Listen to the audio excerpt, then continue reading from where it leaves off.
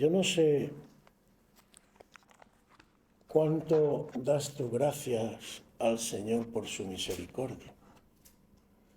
Yo es algo que últimamente el Señor me hace y me recuerda muchas veces, porque ¿qué sería de nosotros sin la misericordia del Señor? ¿Qué sería de este mundo? Aleluya. Y a veces pensamos que el Señor está obligado a tener misericordia, pero me temo que eso no es así.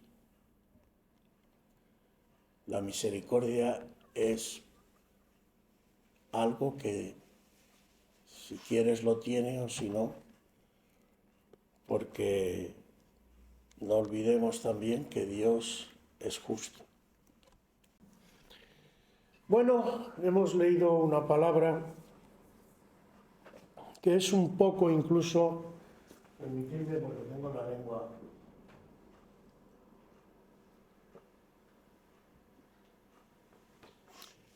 Es un poco como una continuación. El viernes, los que estuvisteis el viernes en la oración, os daréis cuenta que el viernes leímos justo el párrafo que viene antes de este. Y hoy hemos empezado diciendo algo tremendo. Palabra fiel es esta. Si somos muertos con Él, también viviremos con Él. Si sufrimos, también reinaremos. Si le negáremos, Él también nos negará. Si fuéramos infieles, correspondería, Él también será infiel. Pero fijaos que dice, Él permanece fiel, porque Él nunca se va a negar a sí mismo. ¡Qué tremendo!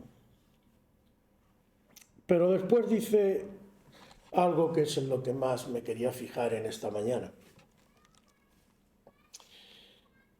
Como dije también el viernes, esto es una epístola, una carta, que es lo que significa una epístola, que el apóstol Pablo escribe a un consiervo suyo. Y como decía el viernes también, no es lo mismo cuando tú hablas en general a la gente que cuando hablas, como ponía el mismo ejemplo el viernes, a gente, por ejemplo, de tu misma profesión o de tu mismo ámbito. Cuando tú hablas con alguien de tu profesión, pongamos por caso, o de algo que tú conoces bien, normalmente hasta el lenguaje puede ser distinto porque estáis hablando de cosas que los demás ignoran, pero que vosotros conocéis, porque lo practicáis todos los días. Entonces, cuando tú hablas con una persona, en este caso un siervo a otro siervo, pues hasta el lenguaje que usa, que los demás a lo mejor no entienden, por ejemplo, si esto estuviera dicho para todos en general, si somos muertos con Él, también viviremos con Él. ¿Qué significa eso? Pues a mucha gente le resultará chino. ¿Qué es eso de morir? ¿Tengo que matarme para poder vivir? ¿O de qué me está hablando, no? Si sufrimos, también reinaremos. ¿Qué diferencia además, incluso a veces, y como siempre digo, no juzgo a nadie, yo respeto a todos, pero qué diferencia de muchas predicaciones, incluso de hoy, a veces en las iglesias, porque ya estamos reinando con Cristo, ya no sé qué. ¿Sabéis que el mismo apóstol Pablo, me parece que creo que es a los Corintios, si no recuerdo mal, la memoria ya me falla mucho, le dice, ¿vosotros creéis que ya reináis? Pero fíjate qué cosa más curiosa. Nosotros, los apóstoles, somos perseguidos, somos maltratados, somos humillados. ¿Qué pasa? ¿Que es que nosotros lo estamos haciendo mal o qué?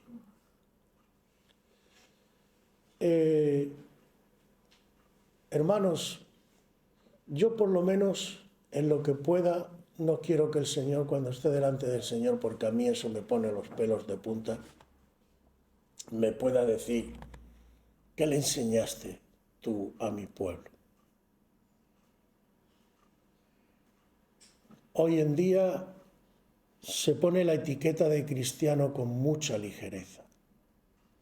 Y hay gente, yo conozco a alguno, que, por ejemplo, el tema del sufrimiento, dice que eso no puede ser, que eso, ¿cómo vas a ser cristiano si tú sufres? O sea que Cristo cuando estaba en la cruz tenía una verbena y una juerga allí en la cruz, vamos, no estaba pasándolo mal. Y no solo de la cruz, porque a veces nos fijamos en la cruz, pero hay varios textos que podríamos citar, pero hay uno que es tremendo. Los vituperios de los que te vituperaban cayeron sobre mí. Los insultos, las blasfemias, todo eso Cristo lo llevaba. Y ser un verdadero cristiano, hermano, lo decíamos el viernes, conlleva sufrimiento. Si tú quieres ser fiel a la verdad. Lo que pasa es que nosotros también tenemos un concepto erróneo de lo que es el sufrimiento.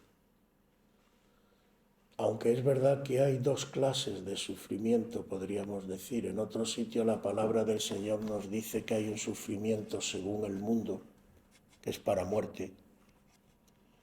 Pero hay un sufrimiento según Dios, que es para vida.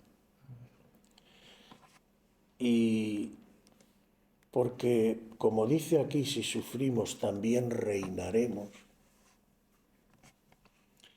Fijaos qué cosa, une el reinado al sufrimiento. Aquí habría tantas cosas que se podrían decir, hermanos. Pero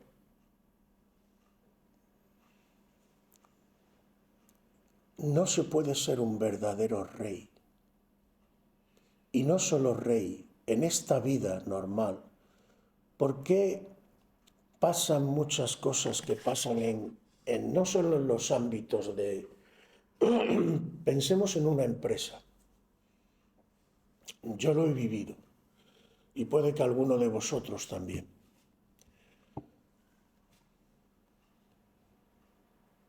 Todos nos gustaría ser, incluso si le preguntas a los niños, ¿tú qué quieres ser de mayor? Jefe.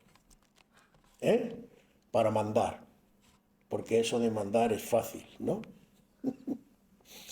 Pero queremos la parte de jefe que nos gusta. Es decir, yo mando, yo ordeno y aquí todos me obedecen, ¿no? Pero ¿qué me decís de la parte de responsabilidad? Y te cuento una anécdota, la cuento de mí, bueno, anécdota, lo que yo he vivido, porque así no me refiero a nadie. Pero cuando tú tienes un jefe que tiene poco control de sí mismo, tiene poco dominio propio, y está viviendo una situación, por ejemplo, como ahora, donde la presión ambiental, porque si el negocio no furula bien y tal, lo normal es que la presión que él recibe la transmite a sus empleados. Empieza a dar órdenes, tú tienes que hacer esto, tú tal, tú no sé cuánto, tú esto y tal, no te paga bien, no sé cuánto. ¿Sabéis lo que pasa? Cuando tú presionas a la gente se altera, se pone nerviosa. Entonces, cuando tú provocas esa presión, lo que estás provocando es más fallos y más problemas. Si tú eres buen jefe, tú cargarás la presión sobre ti y les exigirás, sí, a tus empleados, pero procurará que el engranaje de tu empresa funcione lo mejor posible. Y todos sabemos, los que conocemos de mecánica, que si un buen motor no tiene aceite que lubrique, al final las piezas se queman y al final las piezas se estropean. Si tú observas el trato de Dios contigo, el otro día hablábamos de la misericordia, si Dios nos tratara a todos solamente con justicia, estaríamos todos destruidos ya. Lo que mantiene al mundo, lo que os decía el otro día, que también me hace gracia, digo, bueno, en realidad es desconocimiento. Es que Dios castiga y no sé qué. Dios no tiene que esforzarse en castigar a nadie. ¿Sabes lo único que tiene que hacer Dios para que tú recibas lo que te corresponde? Retirar su misericordia. Retira su misericordia y permite que los frutos de tus actos los recojas. Con eso nada más. Fíjate lo que tienes ahí. Porque Dios ha establecido un orden y el mismo orden se encarga de establecer justicia. Lo malo es que en las leyes sociales que Dios ha establecido, la gente no lo ve o no lo quiere ver tan claro. Pero, ¿qué pasa en las leyes físicas? Ahí sí lo vemos más claro. ¿Qué pasa si tú saltas de un balcón de un quinto o de un séptimo piso? Lo más probable es que termine hecho papilla. ¿Por qué? Porque hay una ley que se llama ley de la gravedad. No sé si le pusieron así porque es grave lo que te puede pasar si salta, pero es una ley que existe. Pues lo malo es que con las leyes espirituales pasa igual. Lo que pasa es que a veces no lo vemos. Pero cuando el Señor te dice, no hagas esto, no hagas lo otro, ten cuidado con esto, y tú no haces caso, tú estás saltándote una ley espiritual de la que luego vas a recoger unos resultados. Quizás no los recojas en el momento, porque ese es el problema que pasa muchas veces, que a lo mejor en el mismo momento no recoges el fruto. Ah, amigo, pero espera que venga después. Pero todo esto, hermanos, Dios, el apóstol Pablo se lo está diciendo a otro consiervo, al que aprecia, al que ama, y porque él mismo, como decía el viernes, el apóstol Pablo lo ha vivido. Y frases, como decía el viernes, de todo lo puedo en Cristo que me fortalece, ya no vivo yo, mas vive Cristo en mí. ¿De dónde salen esas frases? Yo creo que no es difícil, hermano. A veces lo que ocurre es que la Biblia, como siempre os digo, la Biblia no es un libro de adorno. Es un libro para meditarlo seriamente. Acordaos lo que también os repito, no me importa repetirlo porque es fundamental.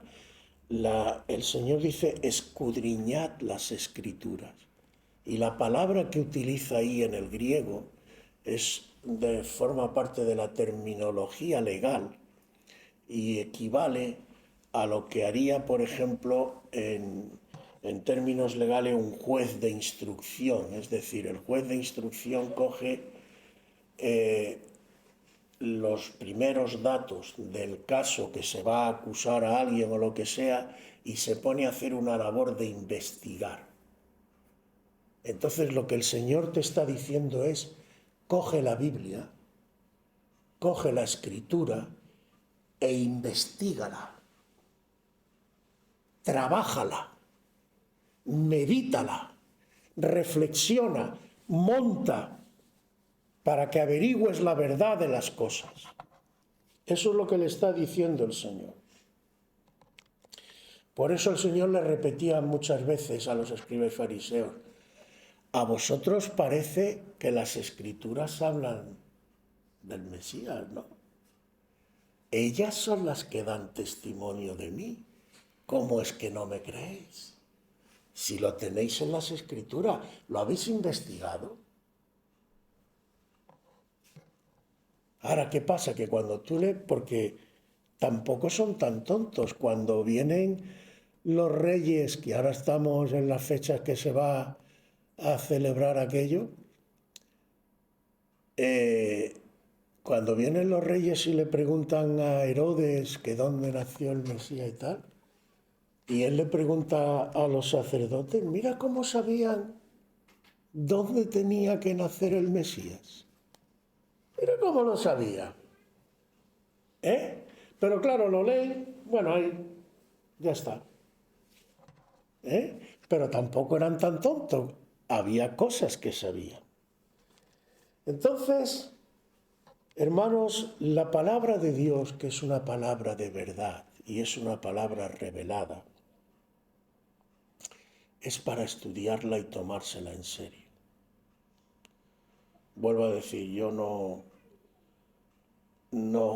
juzgo a nadie, líbreme Dios, pero muchas veces incluso en las iglesias pasan cosas, porque ¿qué lugar ocupa realmente esto en nuestras vidas? Yo, desde el momento en que el Señor tocó mi vida,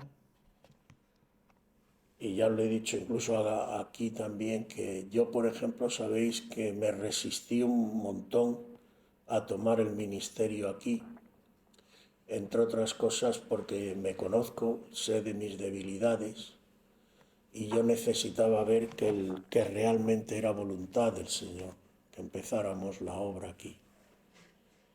Pero me queda muchísimo por aprender, pero lo poquito que ya el Señor me ha grabado, yo os digo que hay versos de la Biblia que me dan repelús. Y uno de ellos es este que dice: en aquel día muchos me dirán, en tu nombre hicimos milagros. Ojo, en tu nombre echamos fuera demonios. Y yo les diré: apartaos de mí, no os conozco. Yo no quiero que nunca el Señor me pueda decir a mí lo que he dicho antes. ¿Qué le has dado tú? ¿Por dónde has pastoreado tú y has guiado tú a mi pueblo? Entonces, como le tengo repelús a eso, aunque haya cosas que a veces incluso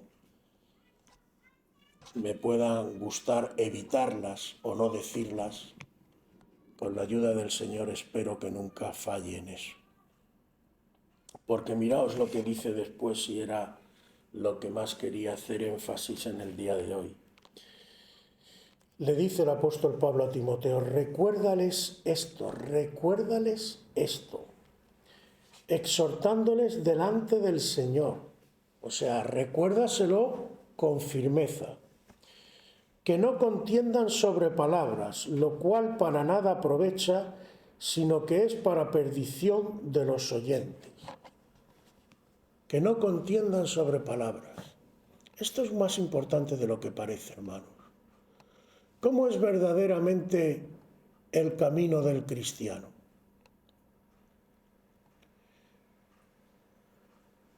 Mirad, aprovechando que está aquí Estefan, que él me lo puede corroborar, no se me olvida una frase suya, más de una vez lo he dicho, en una reunión de pastores.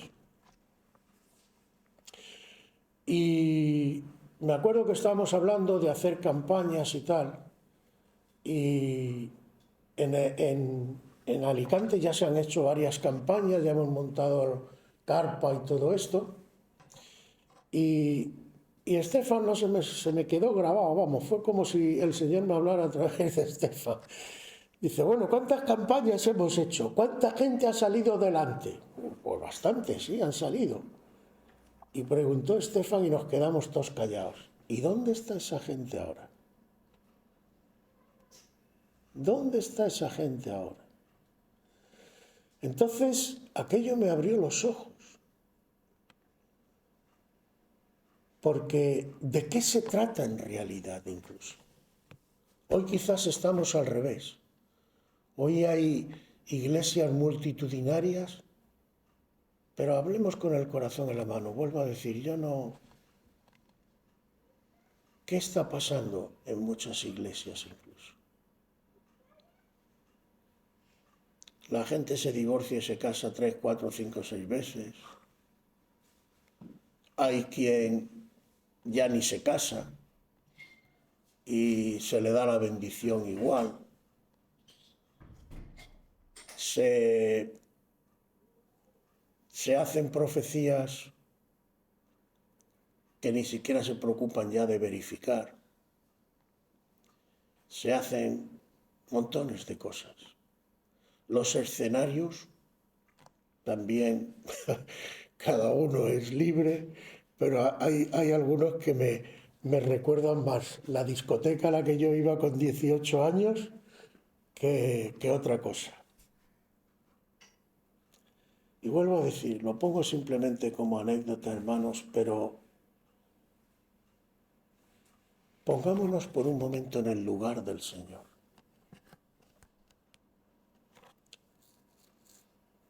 A ver, hay un versículo que, si no es mentira, dice, Dios es el mismo ayer, hoy y por los siglos. Pregunta, si es el mismo y no ha cambiado, ¿odia lo mismo que odiaba o ya no?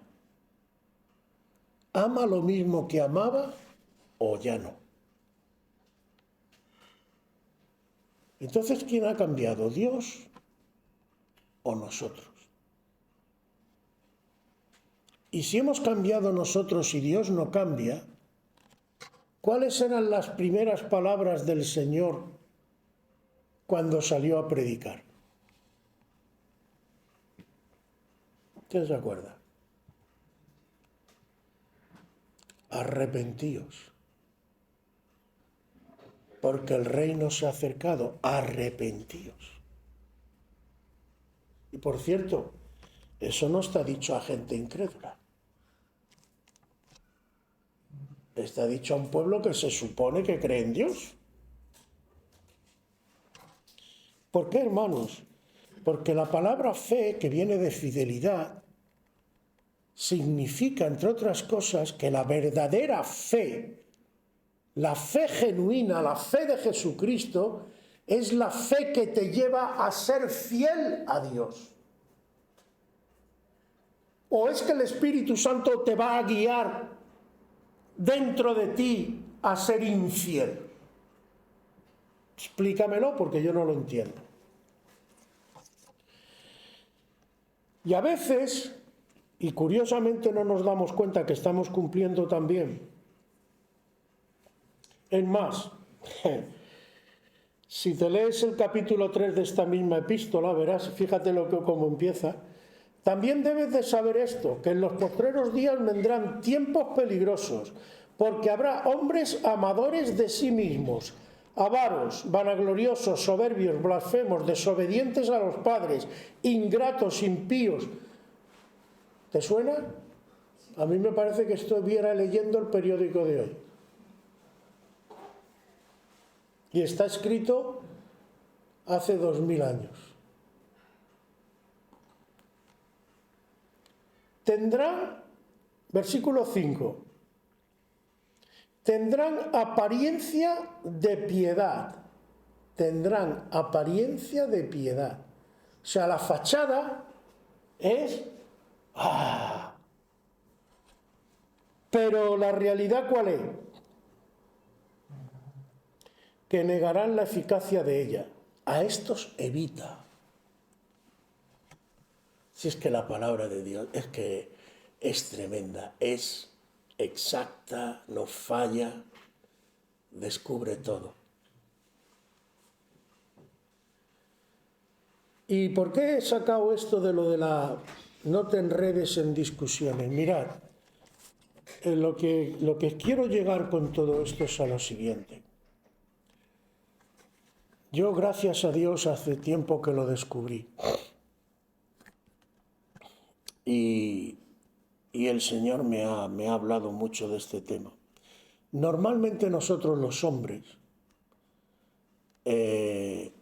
queremos arreglar las cosas, digamos, cambiando impresiones. Y bueno, yo he descubierto, y yo tal, y yo cual. Y cada uno tiene su opinión, incluso dentro de la Iglesia. Y a veces pensamos, los comunistas esto lo dicen mucho, le llaman la dialéctica, que vamos a ir creciendo sacándonos los trastos unos a otros y llegando a una conclusión. Bueno, vamos a suponer que tú das un razonamiento, por ejemplo, José da otro, Estefan da otro, y mira tú por dónde entre los tres podemos hacer un acuerdo y sacar un acuerdo que nos sirva para los tres. ¿Significa eso que eso es la verdad?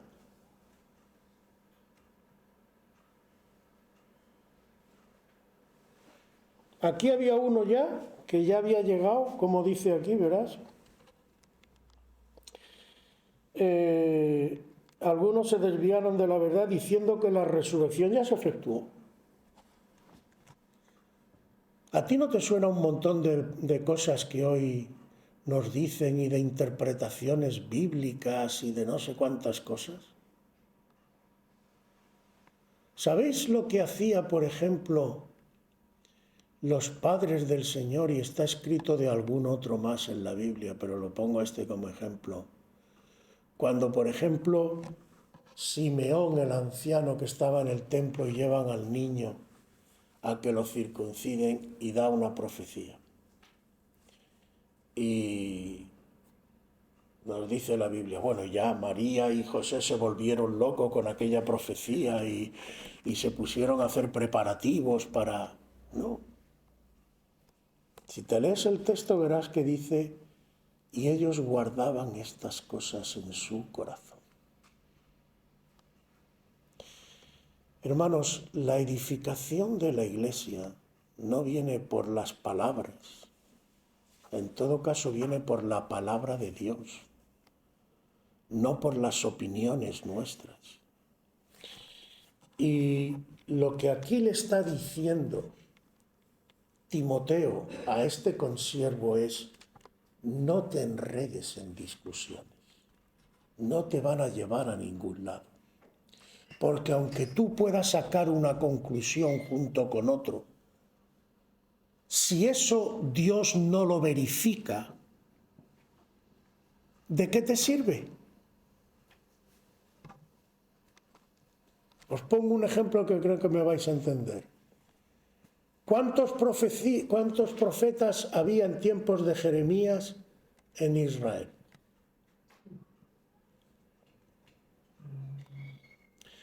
¿Cuál era el único que profetizaba que la nación iba a caer?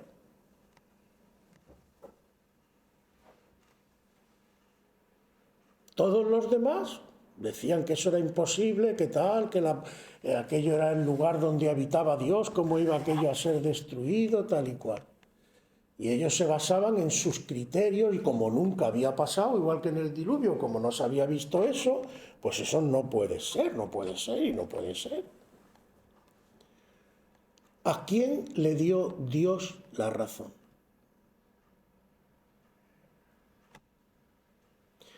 El camino de la sabiduría de Dios para entender las cosas de Dios no es las discusiones ni el querer demostrar tú por tú. Y ojo, no me confundáis. Compartir los hermanos es edificante, pero compartir. Pero discutir y querer tú imponer tu criterio no te va a llevar a ningún lado. Porque, por ejemplo, en Proverbios capítulo 3 dice, no te fíes de tu propia prudencia.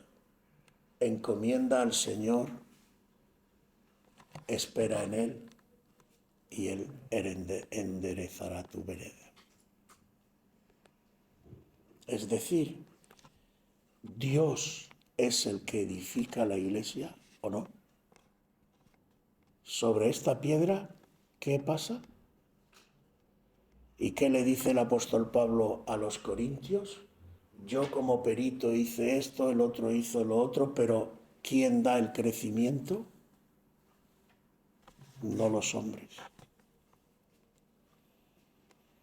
Entonces, hermanos, ¿qué quiero decir con esto? Cuando hay algo que no entendemos,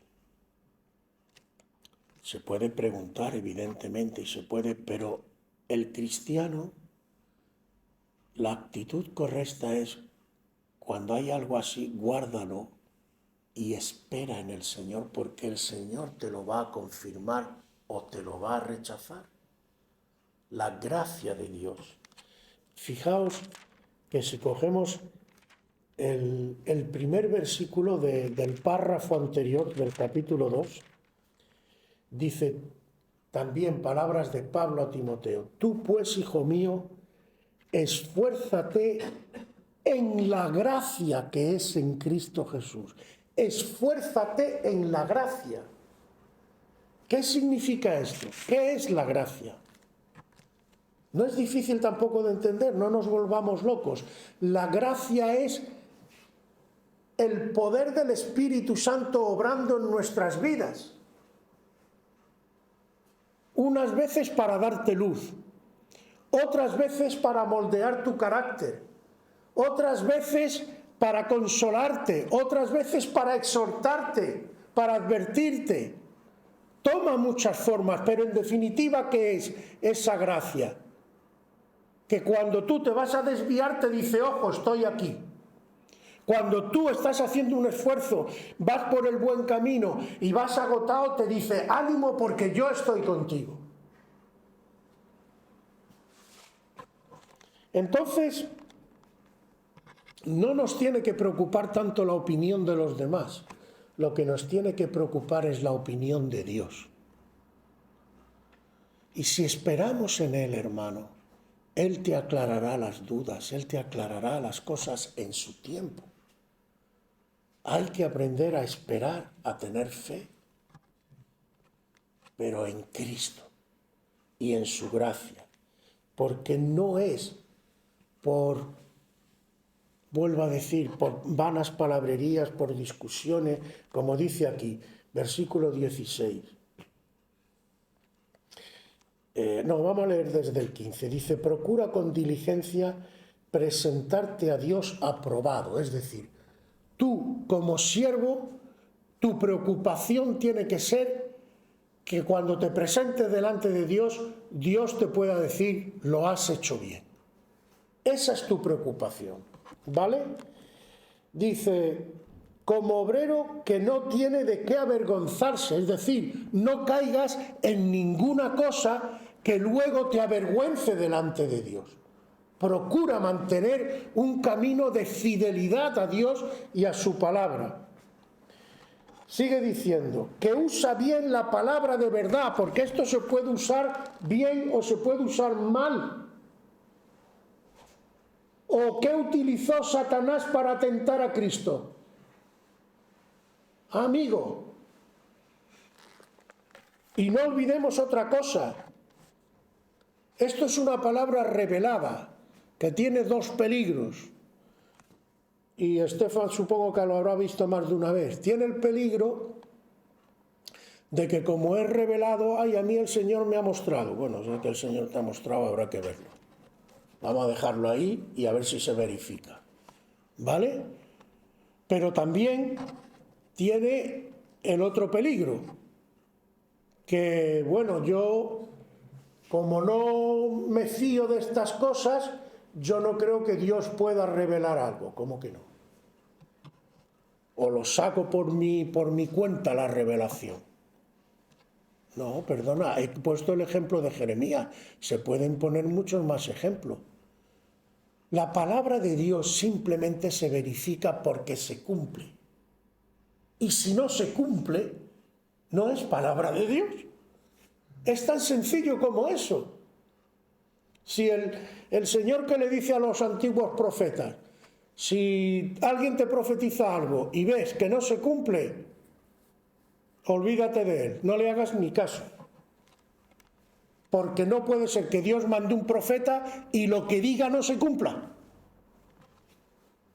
Es así de sencillo, si no hay más. Entonces, yo puedo usar bien, es decir, presentar la palabra como está y decir, Dios te dice esto, o puedo jugar con ella para que donde dice digo, diga Diego, como decimos en español. Pero entonces, ¿en qué cae? Pues mira lo que dice aquí, 16, mas evita profanas y vanas palabrerías porque conducirán más y más a la impiedad, y su palabra carcomerá como gangrena. Cuando tú metes una falsa doctrina, cuando una falsa idea, ahí están todas las sectas que han salido, mormones, testigos de Jehová, que los tenemos aquí al lado y todo. ¿Qué? Se ha sacado una cosa, esto es lo fundamental y lo básico, y todo gira alrededor de eso. Sí, me podría extender mucho, me parece que ya estoy siendo demasiado largo, no me quiero alargar. Pero espero que me entendáis, hermano. La palabra de verdad, que es esto, cogedla tal como está, meditad en ella. Como siempre digo, nunca leas la Biblia sin hacer primero una oración y decirle, Señor, abre mi mente, abre mi corazón, ilumíname. Y el Señor lo va a hacer. Y si no es el momento de recibir revelación de algo, humildemente di, Señor, en ti espero. Porque además hay cosas, hermano, por pura lógica, que Dios no te la puede revelar hoy, porque a lo mejor no estás preparado para ello. A sus propios discípulos le dice el Señor, muchas cosas tengo que deciros, pero aún no las podéis sobrellevar. Os tengo que preparar. Si os he dicho cosas terrenales y alucináis, imagínate si te digo las celestiales. No, todo a su paso. Tienes que ir paso por paso. Y también pensamos que con esto estamos diciendo, no sé, cosas muy raras. Vamos a ver, si tú no sabes sumar y restar, ¿te puedo poner un problema con una derivada y una integral? Si a lo mejor ni siquiera sabes de lo que estoy hablando. Tendrás que hacer primero la carrera y estudiar matemáticas. Pues en la vida espiritual pasa igual. Si tú no maduras espiritualmente, no creces espiritualmente, no te fortaleces espiritualmente, ¿cómo esperas que Dios te dé ciertas cosas? Es imposible. ¿Tú le darías un cuchillo así de largo, bien afilado, a un niño de 2 años? ¿Por qué? Si el cuchillo es bueno y tú lo utilizas. Porque se puede hacer un desastre. Pues hermanos, ciertas cosas de la palabra de Dios, mal utilizadas, también pueden hacer daño. Pero sobre todo, y lo que más me interesa, y termino, ciertas cosas de la palabra de Dios no las podremos entender siendo un niño espiritual. 1 Corintios capítulo 13. Cuando era niño, hablaba como niño. Cuando dejé de ser niño, dejé lo que era de niño.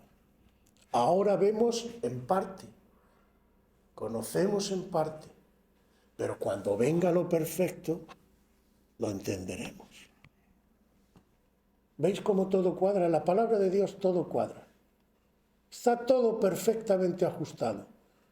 Lo que pasa es que no se puede entender de cualquier manera. 1 Corintios capítulo 2 dice que el hombre natural no percibe las cosas que son de Dios porque se tienen que percibir y discernir espiritualmente. Y hay que acomodar lo espiritual a lo espiritual. ¿Y sabéis lo que hacemos muchas veces? Que intentamos acomodar lo carnal a lo espiritual. Y eso es imposible porque la carne y el espíritu chocan. Por eso, cuando tú hablas de rey, incluso de fe, como antes hemos visto, por eso muchas cosas no nos entran, porque las queremos discernir carnalmente. Hablamos del reino. Si yo tengo un concepto del reino mundano, pues claro, cuando el Señor dice, lavaos los pies unos a otros, servíos, yo soy rey, yo eso ¿cómo lo voy a hacer? ¿Por qué? Porque tenemos un concepto de reino del mundo. Si tú tuvieras un concepto del reino celestial, ¿quién es el rey en el cielo? ¿Quién es? Jesús. ¿Dónde terminó? El rey en la cruz. Esto para el mundo es locura, lo dice la Biblia. Para nosotros es poder de Dios para salvación. ¿Veis cómo todo cuadra? Pero claro, ¿cómo lo discernimos? Espiritualmente. Porque carnalmente es una locura. Dios crucificado, ¿pero de qué me estás hablando? Sí, carnalmente es una locura. Espiritualmente es lo más sublime que hay. ¿Qué mayor prueba de amor hay que esa?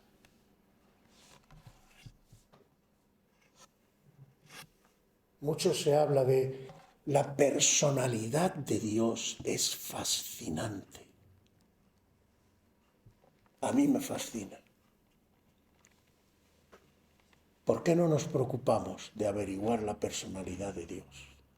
De entrar en sus caminos espirituales. No sabes qué mundo se te va a abrir. Aleluya.